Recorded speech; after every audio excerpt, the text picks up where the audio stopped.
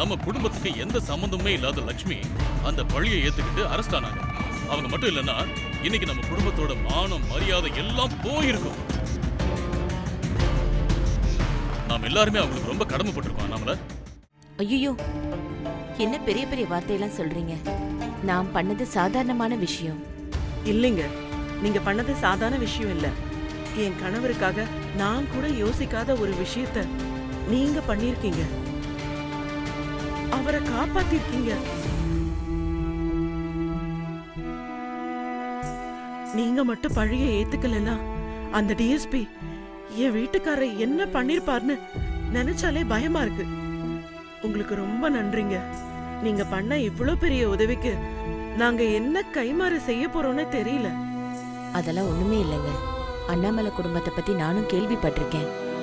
இந்த குடும்பத்தோட கௌரவத்தை காப்பாத்துறதுக்கு எனக்கு கிடைச்ச ஒரு பெரிய சந்தர்ப்பமா தான் நினைக்கிறேன். இந்த குடும்பத்தை காப்பாத்தினதை நான் ரொம்ப பெருமையா நினைக்கிறேன். இன்னும் எத்தனை முறை வேணாலும் இந்த பழியை ஏத்துக்கிறதுக்கு நான் தயாரா தான் இருக்கேன்.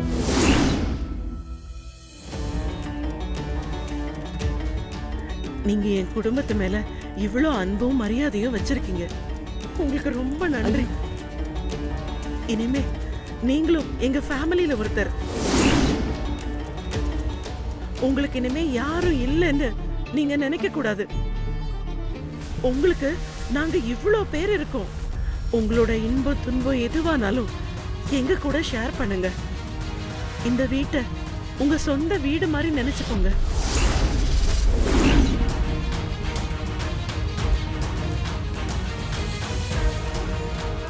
ரொம்ப நன்றி. அத்தை, எனக்கு ஒரு ஐடியா. நம்ம குடும்பத்துக்காக இவ்ளோ பெரிய ஹெல்ப் பண்ணிருக்காங்க. அவங்களுக்காக நாம ஏதாவது பண்ணணும்ல. அவங்களுக்கும் சொந்தம்னு யாரும் இல்லைன்னு சொல்றாங்க. நாம இவ்ளோ பெரிய வீடு வச்சிருக்கோம்ல, பேசாம அவங்கள நம்ம கூடயே தங்க வச்சுட்டா என்ன?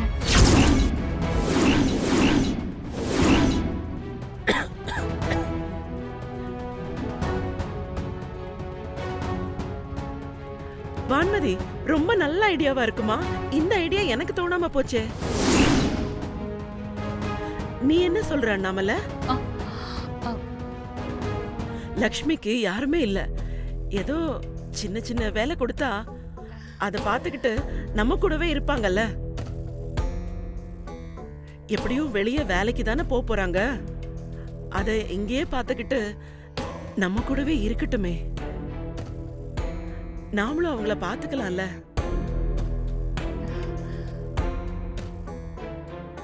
உங்களுக்கும் இந்த குடும்பத்துக்கும் ஏதோ சம்பந்தம் இருக்கும் போலயே.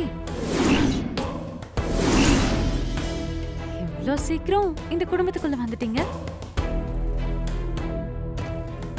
அத்தை, பெரியத்த சொல்றதும் கரெக்ட்னு தோணுது. அவங்க எங்கே இருக்கட்டும். ஆமாம்மா, நம்ம வீட்லயும் கடையிலயும் எவ்வளோ பேர் வேலை பார்க்குறாங்க. அதே மாதிரி இவங்களும் ஏதாவது வேலை பார்த்துட்டு இங்கேயே தங்கிக்கிட்டோம்.